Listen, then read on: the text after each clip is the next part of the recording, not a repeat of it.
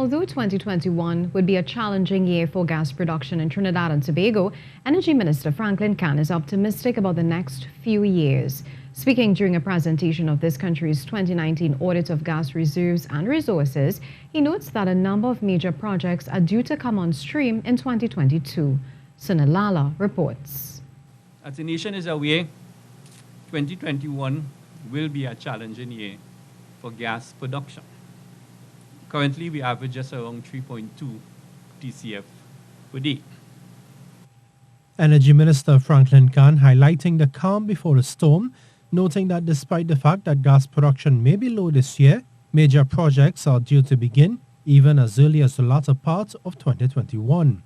He says in the third quarter of 2021, BHP's Ruby project is expected to come on stream, while in the first quarter of 2022, BP will be commissioning its Matapal project.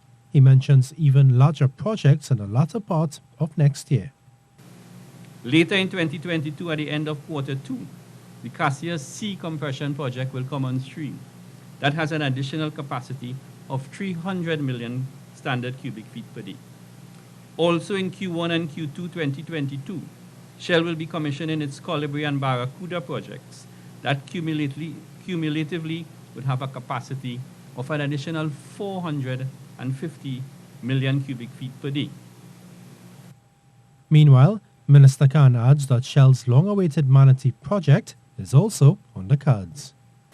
The very, very important Manatee project of Shell, which was the successful delinking of the Law and Manatee Unitization Treaty with Venezuela. The Manatee production is carded to come on stream sometime at the end of 2024 into 2025.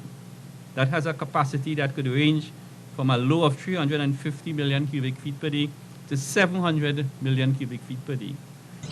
Minister Khan says in 2026, BHP's development of the deepwater gas reserves could produce as much as between 600 million cubic feet and 1 billion cubic feet per day. When it comes to gas reserves, the Energy Minister says, according to the Ryder Scott audit report, the country remains on fairly firm ground.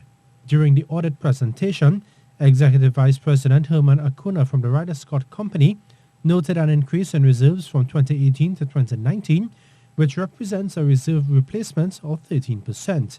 Plans for data gathering for the 2020 gas audit will begin in March. Sunil Lalla, TTT News.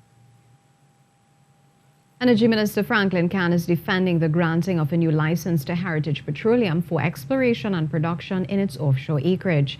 The minister says this is simply a renewal of what was formerly called the Trinma acreage and notes that it is nothing new.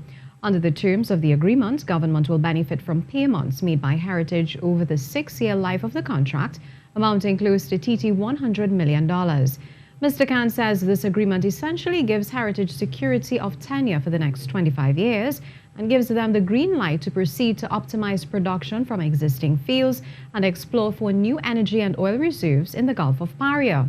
With this license agreement, the minister hopes Heritage can reach its potential of moving from its current production of 38 to 40,000 barrels a day to over 60,000 barrels a day in the next 2 years.